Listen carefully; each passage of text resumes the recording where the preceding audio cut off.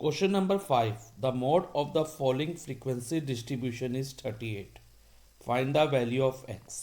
बेटा हमें एक फ्रीक्वेंसी डिस्ट्रीब्यूशन गिवन है और हमें कहा गया है कि उसका मोड जो है ना 38 है और हमें एक फ्रीक्वेंसी उसमें मिसिंग है और उसको x एज्यूम करा है उन लोगों ने और हमें उसी x की वैल्यू फाइंड करनी है। अब बेटा जब हम मोड निकालते हैं तो मोड का फॉर्मूला क्या होता है? L plus F1 minus F0 upon 2F1 minus F0 minus F2 into H, ये फॉर्मूला रहता है। ओके, तो मोड का फॉर्मूला तो हमें पता चल गया। अब इसमें L क्या होता है, F1 FO और F2 और H क्या होता है ये हमें देखते हैं बेटा।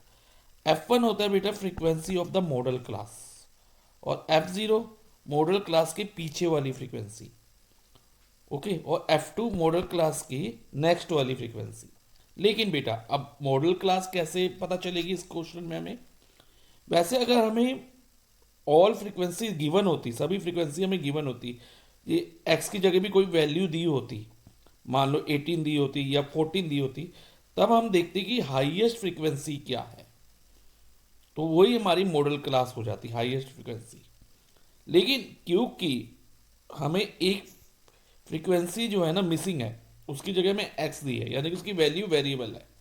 अब ये मान लो इसको हम 16 ले लें, ये 16 मान लो हाईएस्ट वैल्यू है, इस एक्स को हम भूल जाए तो इसके हाईएस्ट वैल्यू आपको क्या दिख रही है? 16।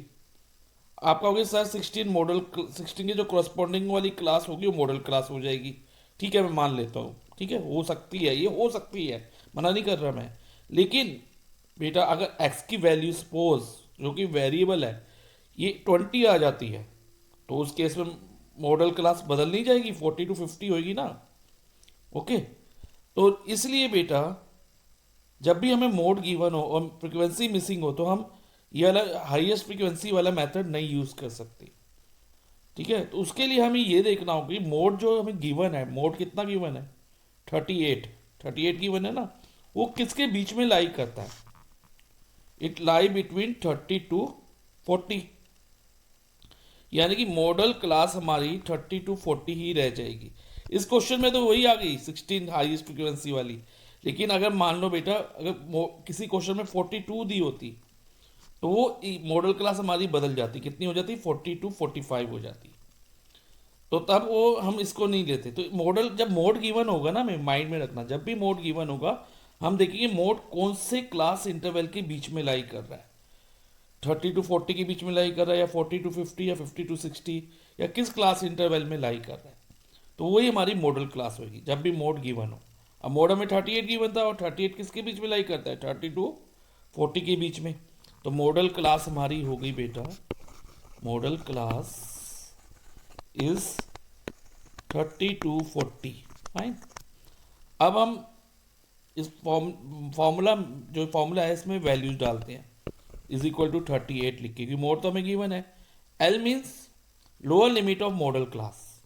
अब इसकी लोअर लिमिट कौन सी है बेटा? 30 है ना, तो 30 ले लेंगे। F1 और आप F1 F0 और F2 क्या है बेटा? F1 होती है मॉडल क्लास वाली फ्रीक्वेंसी, F0 होती है जो मॉडल क्लास से बिफोर पहले आती है, उसे हम F0 लेते हैं। और मॉडल क्लास के आफ्टर वाली फ्रीक्वेंसी मीन बाद वाली फ्रीक्वेंसी, उसको हम F2 कंसीडर करते हैं। ओके, अब हमें सारी वैल्यूज मिल गई। और H क्या होगा? क्लास साइज 30 टू 40 जैसे 10 है। अभी हम वैल्यूज डालते हैं। F1 16 है, FO 12 है, upon 2F1 2 into 16, again F0 कितना है बेटा हमारा? F0 12 minus F2, F2 x है, और H multiply by H is a class size, कितना है?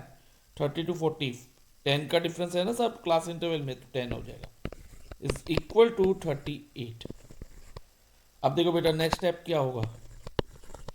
अब सबसे पहले जो ये 30 है ना, इसको हम 38 के साथ शिफ्ट करेंगे और बाकी हम यहाँ सॉल्व करेंगे। देखो 16 minus 12 4, 2 into 16 32, 32 minus 12 minus x into 10 is equal to 38 minus 30। Okay, अब 4 अपॉन इन दोनों को माइनस करके क्या बनता है बेटा, 32 माइनस 12 20, तो ये हो जाएगा 20 माइनस एक्स, और जो ये मल्टीप्लाई बाय 10 है ना, ये इसके नीचे चला जाएगा 38 माइनस 30 के। 38 माइनस 30 इज एक्चुअली 8, तो ये बन जाएगा 8 अपॉन 10। इधर ये मल्टीप्लाई है, इधर ये डिवाइजर में आ जाएगा। अब next step cross multiply. Cross multiply करें तो बेटा 8 मल्टीप्लाई बाय 20 माइनस एक्स होगा पहले, और 4 into 10 is equal to 4 multiply by 10। अब ब्रैकेट ओपन करो, 8 जो है पहले 20 से मल्टीप्लाई होगा, तो ये बन जाएगा 160। ओके, और जब इसको हम 8 से मल्टीप्लाई करेंगे तो ये हो जाएगा minus 8x is equal to 4 into 10 40।